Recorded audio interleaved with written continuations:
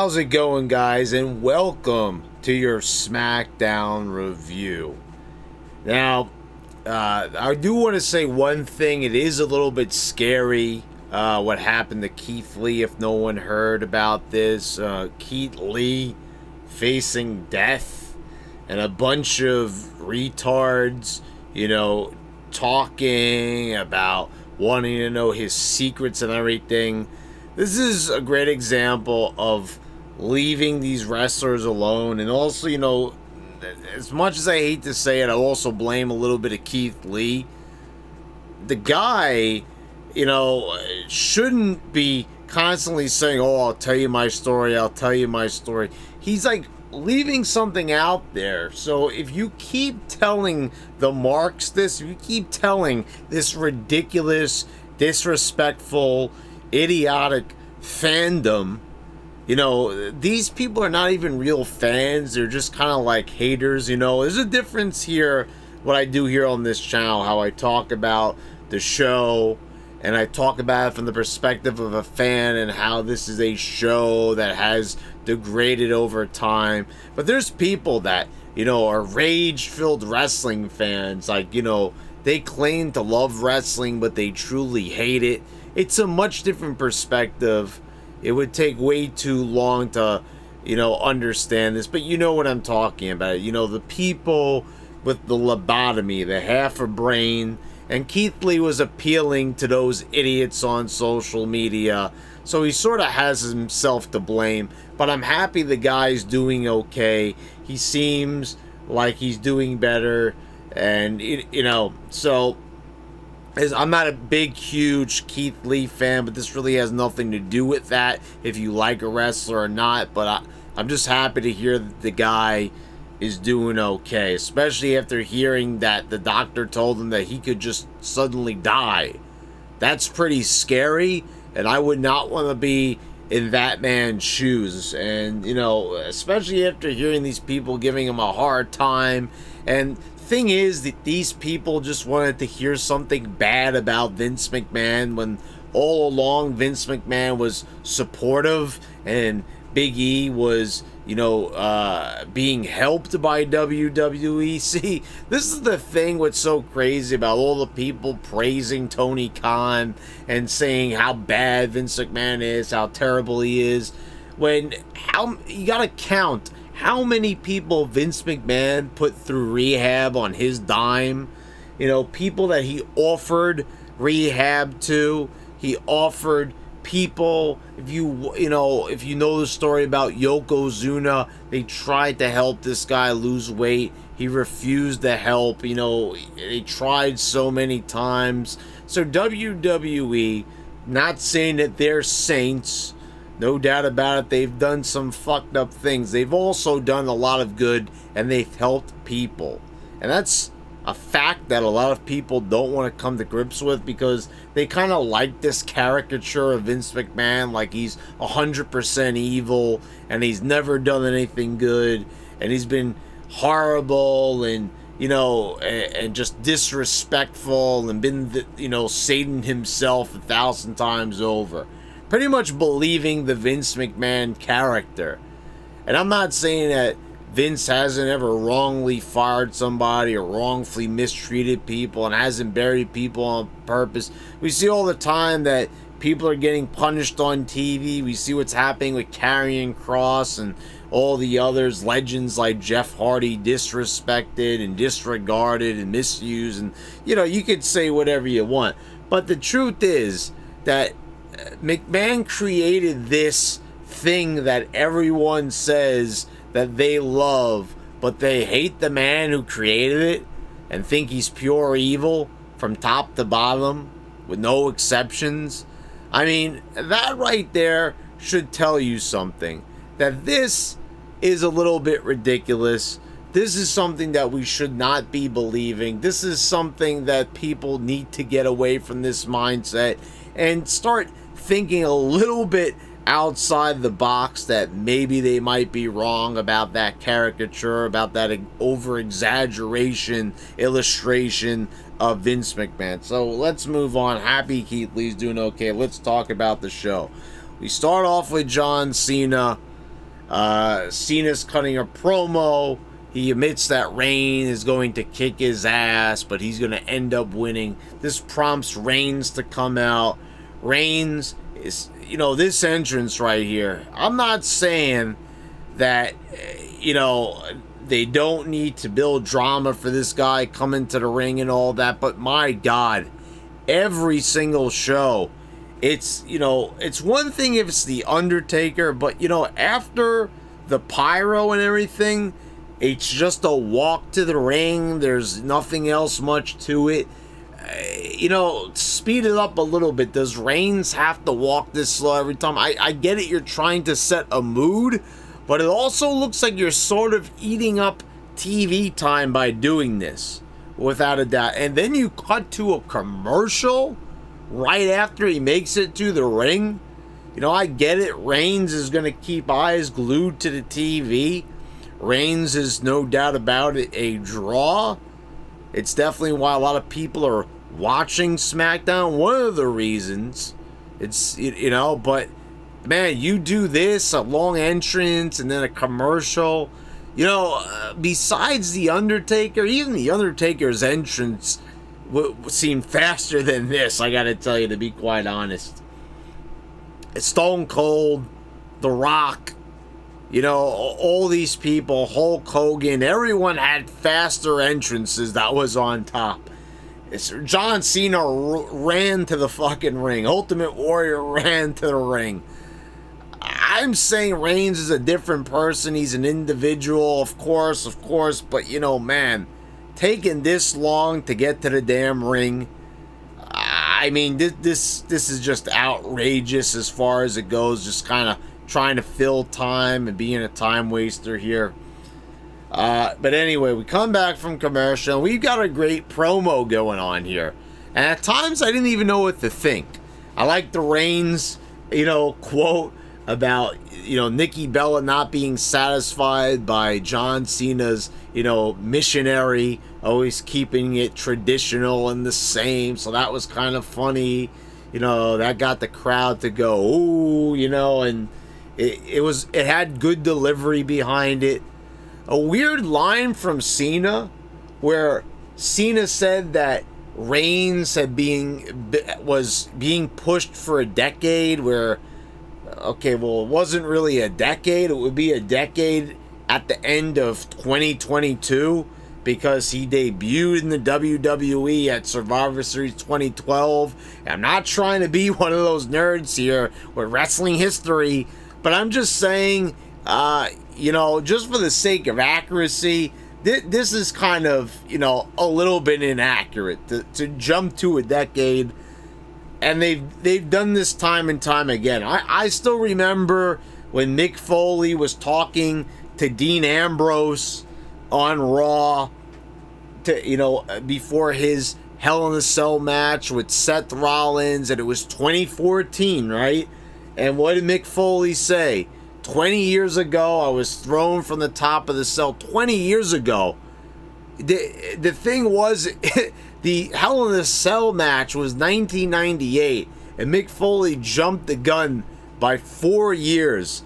I don't know what this is. They love to just round things off to a decade, and I get it. They would usually tell you if it was like greater than 5, round up, but when we're talking about years, it's a bit ridiculous, and I think most fans could probably remember 8 years ago. We're talking about almost 2013, the debut of the Shield at Survivor Series. It's a November pay-per-view, so it was just kind of jumping the gun. It's not a bit ridiculous, but anyway, I'm kind of fleeting from the point here. The point is that how John Cena said that WWE keeps failing with you, but they're holding on to you. What was the word that he used? I had to take a note here because they feel he's your best chance. I had to write it down. I knew I wasn't going to remember, so thank God I did. It was your best chance. Sort of, kind of. Was Cena not burying the WWE here and Vince McMahon and everyone in talent relations and on creative by saying this. And in a way, it kind of is true. Reigns is their best chance. You know, the way how they've been building McIntyre and all the others, and, you know, Lashley's kind of been a little bit of a rocky road. That's more just the show that he's on, I think. But, you know, it's the booking in general.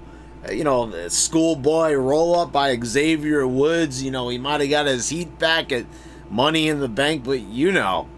Anyway, it's not about that, but yeah, Cena kind of burying the WWE there, and you know, I'm not going to let that get in the way of my enjoyment of the promo, but it needed to be mentioned here because, yeah, he kind of buried the company by saying that, and I don't know, like, Cena gets a free pass, I guess?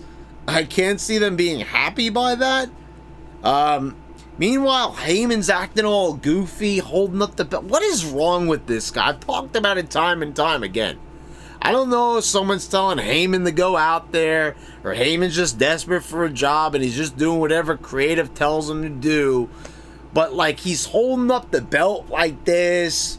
You know, he's holding it, he's hugging the belt, you know, and I don't know, even the whole thing about him always having a microphone inside his pants. Like, you know, I'm just saying, there's a lot of weird stuff with Heyman, and I'm not a Heyman hater. I've talked about it. You know, Heyman was a great commentator back in 2001, a great GM 2003 to 2004, a great character, a great personality. I'm a Heyman fan. But, you know, I'm a Heyman guy.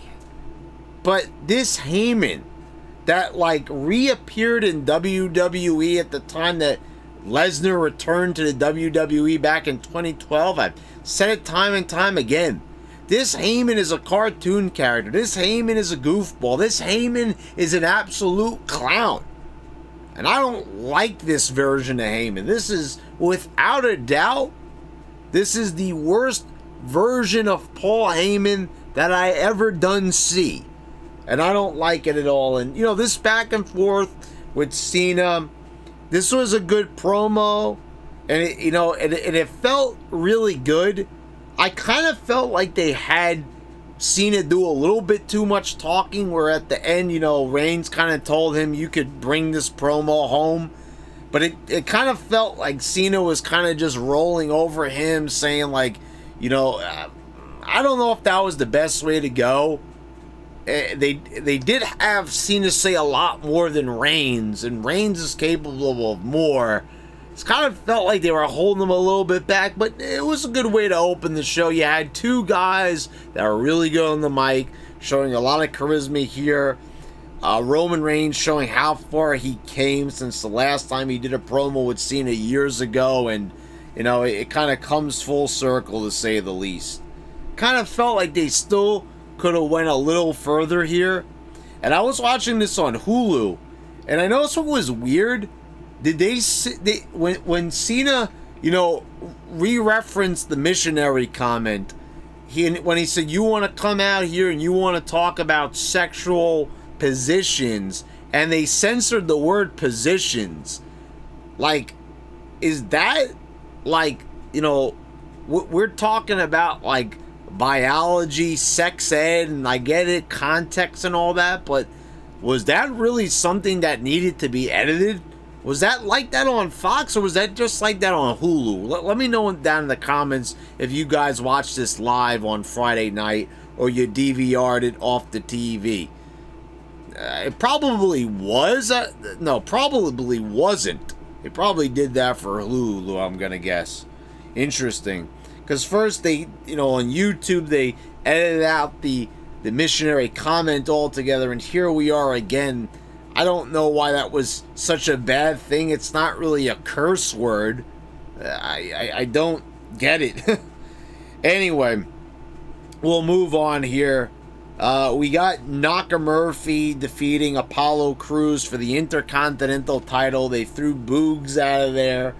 Excuse me, Boogs They threw out, old what's his name, Commander Aziz. This title loss for Apollo Crews kind of sums up the whole Intercontinental title reign for Apollo Crews. Lukewarm, underwhelming. The thing is, okay, the character is better than just having a plain old Apollo Crews. It took some time to kind of warm up to the whole Nigerian accent, but they haven't even let this guy cut a promo. They've really kind of soured on him. They kind of really cooled him off from, where he was at WrestleMania, feuding with Big E. Now they kind of just dropped the title to Nakamurphy, and I don't really see this doing anything for Nakamurphy. And after this, I kind of see Apollo Crews just not really showing up, much. A few weeks ago, he's part of a 6-man tag. He doesn't even get an entrance. You kind of see where this is going. You kind of already know where they're off to with this one. And it's not going to be anything good for Apollo Crews. I could already see it happening. They're already souring on the guy big time. And I'm not going to say I'm not going to miss it. Look, the guy's in great shape. He's a good athlete, but there's just something that's just not there with him. He doesn't have a presence. Maybe it's just me, but I'm just not a big fan of this guy, and I never really was. I mean, it was nice to see the guy kind of get a push and see where he can take a character, and he did a fairly decent job, but just not good enough. Just passable is not good. And even by today's standards, we see people doing better jobs, like Baron Corbin, for example, doing a better job. Roman Reigns, the Usos, people doing a better job. Sami Zayn doing a better job. So, this is not a character worth keeping. And I kind of see Apollo Crews, I'm going to be honest with you, going to be one of those cuts eventually. I just don't see this guy staying around for much longer. After this, do we ever see him getting the title back? Do we ever see him get back to where he was a few months ago? Wrestling at WrestleMania? No, I don't think so. Just my opinion, but I just don't see it happening ever again. I think he had his try. That was take number 27 for Apollo Crews. He had the title once. What was it? They gave him the U.S. Championship. Being himself as Apollo Crews. Now he found the true self within him, within the Nigerian gimmick, and now that he's already lost the title for there. And seriously, for them to kind of give the belt to Nakamurphy, where Nakamurphy's got this king gimmick going on, but it's not going anywhere. The Boogs thing is funny, but how long are they gonna keep that up? The Boogs thing, it's not too cool. It's not Rikishi. It's not like one of those things that could keep doing every night. It's constantly entertaining. The only funny thing about it is McAfee marking out at the end, marking out during the entrance for it. But that's the announcer marking out for it. How many times are you going to see this entrance? It's better than not having it. But watching this match, I really just was saying to myself, Nakamurphy, just such an overrated wrestler. This is a guy that won the Royal Rumble, for crying out loud, back in 2018. Remember that? Remember, everybody, the dream match. You're going to see Nakamurphy against AJ Styles. It's going to be Japan, versus the WWE. It's going to be, two great all-stars coming together, and it disappointed. It disappointed in the 3 other rematches that followed it. And here we are in 2021, and we've got King Nakamurphy, and things have only gone downhill even more for the guy. Still a guy just making funny faces, acting all goofy, throwing kicks. That's all it is. That's all it ever will be, I believe. We've got the Street Goose defeating Gable and Otis. You know, you got a good thing going on with Otis here, but, you know, Alpha Academy loses. Gable leads the pin when Otis is on the outside. You know, I guess you could have Otis turn against Gable, but, like, wouldn't the story be better here to have, you know, Otis just destroy these guys and just have Gable, you know, like, what are we really getting out of the Street Profits? Do you think that this team is going to go on to any big success? Seriously. Not only are they a second-rate Crime Time, I mean, that's my opinion on it. You know, they got the hip-hop gimmick going on, but they're not Crime Time. They don't even have half the charisma of Crime Time. You know, Shad Gaspard unfortunately passed away, but you still got JTG. And I said this over in the Wrestling Gods group over on Facebook. JTG is in amazing shape. I was watching him in NWA in a match against Chris Masters. This guy is jacked to the gills. He actually looked on par with Chris Masters. You know, Chris Masters doesn't look like he did when he first came into the WWE, you know, all jacked up on steroids. So, you know, it goes without saying, but JTG, he looks like a legit competitor now. And I'm just saying, would I rather have a Montez Ford making goofy faces, or would I rather have a JTG back in WWE? I think you know the answer there. But, you know, this Otis is like, just pull the trigger on it. What is this tag teaming, singles match, comeback?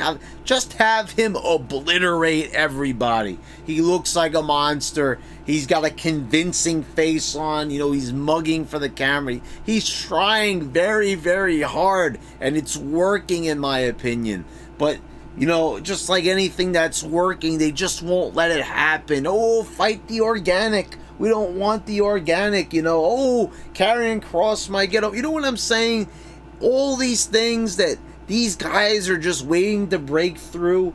You know, and it's so funny. You know, I get it. I don't mean to sound like a JD. Oh, they're not using these guys correctly. I hate it. I'm just saying, I'm not pulling for the Aleister Blacks or, you know, or all this other crap. I'm just saying, I see a monster like Otis. I say let him destroy everybody. I see a guy that looks like a killer in Karrion Kross. I say let him destroy everybody. I'm just saying, if you look the part, you should play the part. Stop keeping them from playing the part. Stop, you know, didn't they learn their lesson from Roman Reigns? Stop keeping these people tucked in a shell. What are you scared they're going to say sexual position or flip a middle finger? Yeah, they actually were mad at Charlotte Flair for flipping off the crowd. They were mad at Charlotte Flair for flipping off the crowd when their top guy used to flip off everybody.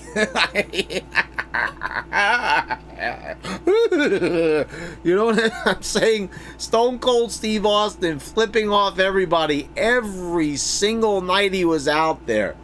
We fast forward to 2021. Most people thought we'd have flying cars. Most people thought that, you know, it would be like Star Trek Next Generation, and we could just, you know, tell a computer what we wanted to eat and it would be made for us. And what do we got? Oh, I'm so offended by the middle finger. Oh, we can't, you know, upset our sponsors. You know, meanwhile, sponsors are sponsoring some of the, you know, most adult things on TV, where sometimes you watch things on TV, you're not even sure they should be showing that. It's so weird nowadays, the things that they want to censor. And the things that, like, really shouldn't be shown, those are the things that are shown. The things that are not that bad, those are the things they won't let you see. It's the whole SJW mentality. It's the whole fucked up mentality, and WWE has sadly adopted it.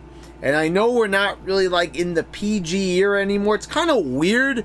You know, they don't seem like they have a problem anymore like you know, saying ass and bitch and all this, kind of like they used to, and they're kind of a little bit more free with that language now. You know, we're still censoring out the word position. Yeah, so I don't know what this is, but it's like we're at this weird nexus where, you know, we're kind of in the PG era, but, you know, we're still like too scared to commit to it. I don't know, we're still the furthest thing from attitude, but you get the point. But yeah, anyway, I mean, like, here's a match here where there's no reason why the Street Profits need to steal a victory here. It makes no sense when truly the star here is Otis. And you could see that the camera goes to Otis right away, so you know that's the guy you're supposed to be paying attention. So if this match is supposed to be about Otis, why is he not winning? He's supposed to be the dominant guy. You rework this whole guy's... This is the thing, they rework people's whole entire looks. You have him shave the beard, shave the hair, and I'm fully behind it. But, you know, you're not even going to do anything with the guy. You know, here, we're just going to kind of have you win sometimes. And, you know, we didn't get pinned, but you know what I mean? Like, this is the time when you should be dominating. You know, you strike when the iron is hot, but they always do it when it's already completely cooled off, like, you know, months later, when no one cares anymore. So we already know how it's going to go with Otis. This is like experiment, you know, 96 with him. You know, we're going to have Money in the Bank. Then we're going to quit on doing that, you know, and then we're going to break up the tag team and do something else with him. You know, he's in a relationship. He's in Alpha Academy. Now he's changed. And, you know, like, we all know that like, they just, it's ADD, you know, one thing to the other. They get away from it before it even gets a chance to work. But, you know, this is how it is. Seth Rollins is in the ring cutting a promo. Edge is not there. We're going to talk about in a moment other people that were not on this show, and there was plenty of them. And people that weren't even featured prominently, that were at one time, just mere weeks ago, featured prominently on the show. Alright, so we got Seth Rollins here, and I'm not a big fan of video packages, but I thought it was kind of creative how Seth threw to this video, and it had interesting comparisons, like comparing how Edge was the first to cash in the Money in the Bank, but Seth Rollins did it at WrestleMania, and they compared the Royal Rumble and how when Edge won the Royal Rumble, they made sure to show... They didn't show Jericho. You know, they showed him losing to Roman Reigns at this year's WrestleMania. So I thought that was pretty funny. Yeah, don't show Jericho. I'm not surprised by that. But, you know, but they showed, like, well, Seth Rollins won a Royal Rumble, and he won. And I think you all know that's probably one of my most hated WrestleMania moments, when he pinned Brock in, like, 5 minutes. Disgraceful. One of the worst WrestleManias of all time, as far as I'm concerned. That, oh my god, that WrestleMania was just fucking dreadful. WrestleMania 35, just definitely, probably my least favorite WrestleMania of all time. So, you know, he goes on a little bit more, you know, and says, I won't be responsible for what I do at Mania. You know, if I hit you with a curb stomp and it takes you out, then so be it. You know, decent promo. I kind of like how Seth is kind of going for the laugh and, like, being serious. It's a funny character. You know, with all the people wearing face paint on this show and all the girls painting their faces with weird makeup designs, the one guy that should be painting his face doesn't. Seth Rollins. He's, you know, the fucking Joker with that laugh, and I don't know why they don't... You know, he's got the suit. It's so obvious that, you know, you go... You know, he's got the long hair. You go for the face paint. Why not? I don't know why not. It would be hilarious. It would be funny. It would be kind of cool. Then we get the Mysterios defeating the Dirty Dogs, and they referred to them as the Dirty Dogs. You know, I still can't get over the fact that, like, I think a few years ago about Robert Roode, Bobby Roode here, and, You know, even looking at the physique on this guy and thinking about the promos he's capable of cutting, and they don't even let this guy talk. They don't let this guy shine. They don't let it, you know, he's stuck in this tag team for like 2 years. The team is not over. No one cares about this tag team. They were tag champions just a month ago or so. No one even remembers that several months of a tag title reign. They barely even showed them when they held on to the tag titles. So, you know, I don't know. This career with Bobby Roode is like, I don't get it. I don't know why they don't want to be invested in this guy. You know, shouldn't be anything wrong with Bobby Roode. He's got the charisma. He's got the body. He's a decent size. You know, I don't get it. You know, the guy's good in the ring. He's like the complete package. He's already proven himself. You know, an audience has already been established for Bobby Roode. You know, I don't know how big of a draw this guy can be, but I'm saying there's potential there. They're not interested in exploring it. But, you know, just because I guess they gave him a singles run, they gave him the U.S. title, and it didn't work out because they half-assed it, now they feel like, oh, he's good in the tag team. So whatever. You know, this thing with the Usos and the Titantron was super goofy, and I get it. It was supposed to be like Dominic is a rookie, so he's distracted, but like he's all confused and bewildered. Like the facial expressions didn't match like what's going on. Like, you know, he's asking his dad questions. Oh, what's going on, Dad? Well, Dominic, this is what Ray should be saying to Dominic. Well, Dominic, those are people. That's a video screen, and they're talking to you. They're trying to mock you. They're trying to distract you. This shouldn't really be that confusing. You're like 20-something fucking years old. Like, I'm just saying, he's acting like a kid. Like, Dad, what's going on?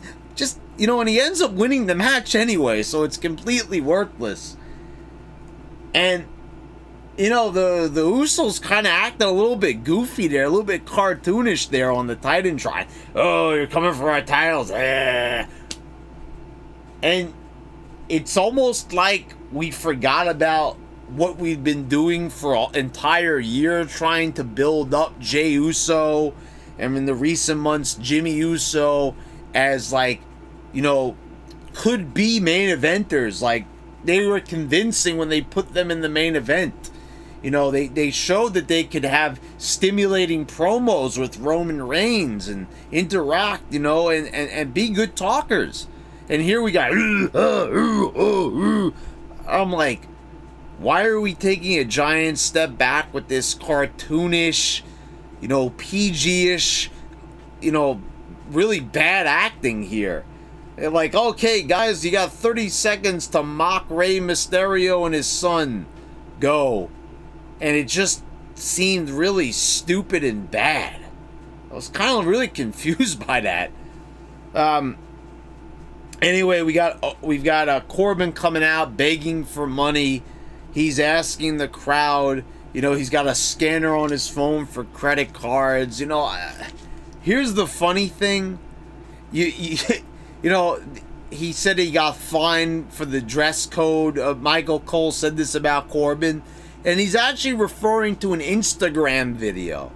And I posted this in the Wrestling Gods page for all to see if you're a member of that group, and I said, why is this not shown on WWE TV?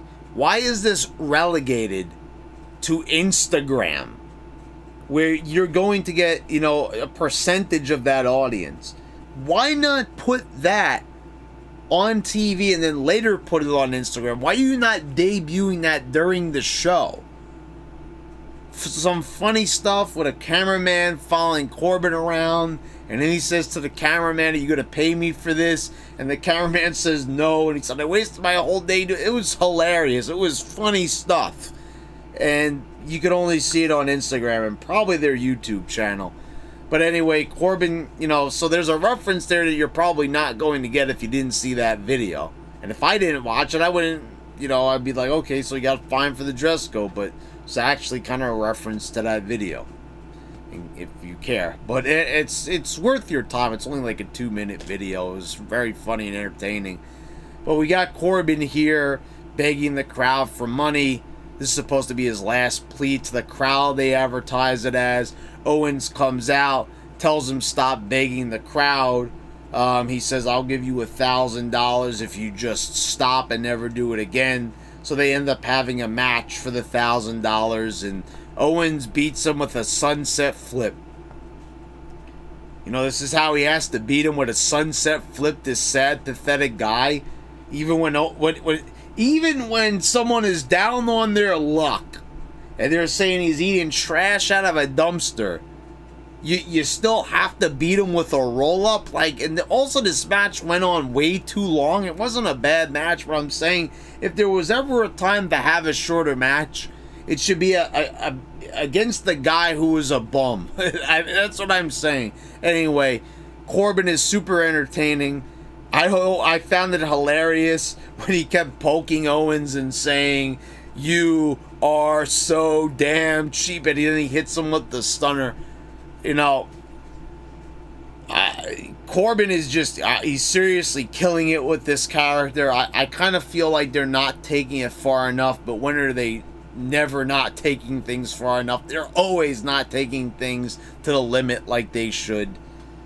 But, you know, Corbin is trying the best he can in the, you know, the amount of time that he's given to portray this character, and he's probably doing the best job besides Roman Reigns. Then we see where Big E has been hiding for the entire show, and he's holding a fucking whiteboard for Bianca Belair, and she's practicing her signature.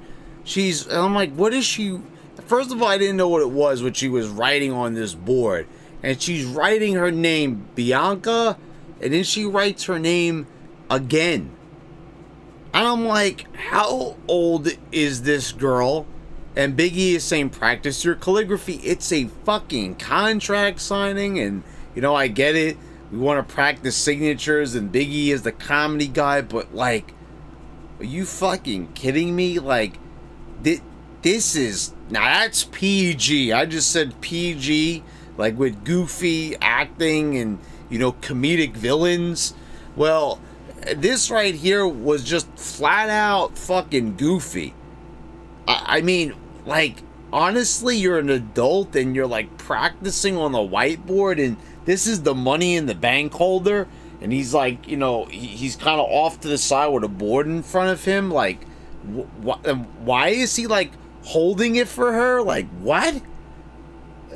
Okay, so then we come back from commercial, and he's standing next to a table, and he's got the Money in the Bank briefcase down, and Corbin comes charging in. He pushes Big E to the side. He grabs the briefcase, and that was a funny moment. I like how they're kind of making, like, Corbin, what situations they could put in, you know, him within. Its situational comedy. They're kind of taking advantage of that, and, you know, I kind of like that. So that was a little bit clever that they kind of threw that in, kind of building off the contract signing. So, you know, where he could swoop in and see an opportunity. I like how they're kind of doing that with him. But anyway, we get to this contract signing, and this contract signing here, it made the contract signing from 2 weeks ago look like a masterpiece. And that's not a knock against the contract signing from 2 weeks ago with Balor and Reigns, with Cena and Corbin getting involved, because it was a good segment. I still stand by that. But, you know, this one makes it look twice as good. You know, because here we have, like, Sasha Banks with the pronounced bitch. Oh, you got to get that word in there. It's like, I feel like when they used to curse back in the day, it was just natural. Stone Cold, The Rock, you know, saying lines there, you know, Taker saying, I'm gonna make your ass famous. It just kind of rolled off the tongue. Here, it's like always pronounced, like, bitch, like, oh, gotcha there, with the word that we've been saying since grammar school. Like, they're so proud of themselves. Like, pause here for the crowd to go, ooh. I'm so sick of that attitude there. Like, we have to just stop and, like, just thank them. Oh, thank you for cursing. Oh my God, this just makes the promo so much better. I mean, like, you know, just, I'd rather they don't curse if they're gonna do it like that, because it just sounds kind of lame, and it kind of makes it even more childish. I said ass. I said ass. I said bitch. Did you hear that? Yeah, my promo was edgy. No, your promo's not edgy. Your promo just has nothing else to offer, so you threw in the word bitch, or you were told to spice things up a bit. Ooh, wow, spicy promo there.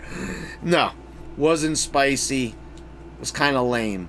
Then we get some guests, and it's Zelina Vega and it's Carmella, because, you know, Sasha Banks is, oh, we can't do this, we gotta have witnesses, so here, let's buy some time by having them come out to the ring. And so Bianca signs the contract, and after she does, she jumps up and she knows that Carmella and Zelina Vega are going to attack her, but Sasha ends up getting the advantage. And she the one thing I did like is how Bianca, like, kind of front flipped over the table, you know, kind of did a handspring. I thought that was super athletic.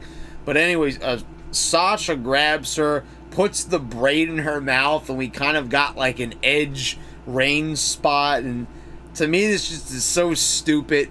You know, she's got this braid, and, you know, it's one thing if they left it alone, but, you know, they wasted no time having her whip people with it. And I don't know if she did this in NXT or not. She probably did.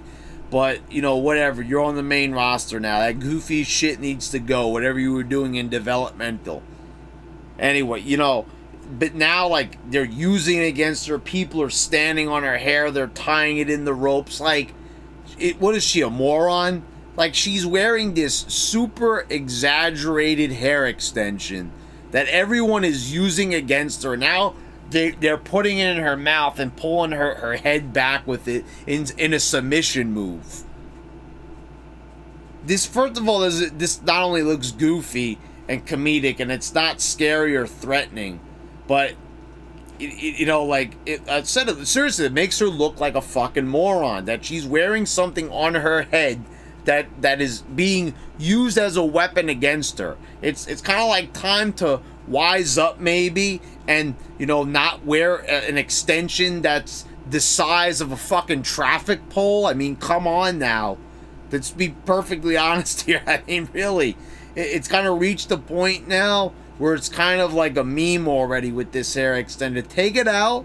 You looked really good at the ESPYs with just a regular weave in your hair. Go with that.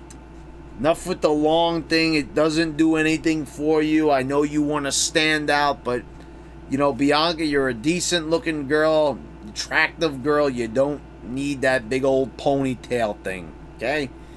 Anyway, you know, this show right here, you know, the Corbin stuff was entertaining. You know, the Seth video was okay. Kind of reaching there with that one. You know, it was just kind of like passable stuff, really.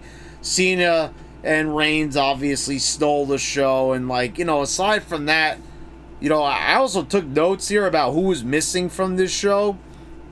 You know, you get a few seconds of Big E, who's the Money in the Bank holder. You know, it used to be that they used to just job out the Money in the Bank holder. Now they don't even show the guy, and I get it. He had his briefcase stolen, but he was, like, barely on screen. He's, like, off to the right-hand side of your screen when Corbin pushed him.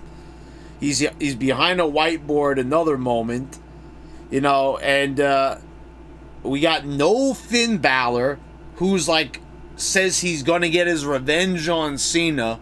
Or here's Cena. He's got a bone to pick with him. Well, here he is. Where's Balor? Nowhere to be seen. Shotzi Blackheart and Tegan Nox, I'm not complaining, but they're not there. You know, I guess they got tired of shooting people in the nuts. You know, no Tamina. She's a tag champion. I get it. You know, Natalia's out hurt, but you can't do anything with Tamina. Sami Zayn? No. Okay, Edge, you know, they said ahead of time he wasn't going to be here, you know, with Seth, but, like, why? Cesaro?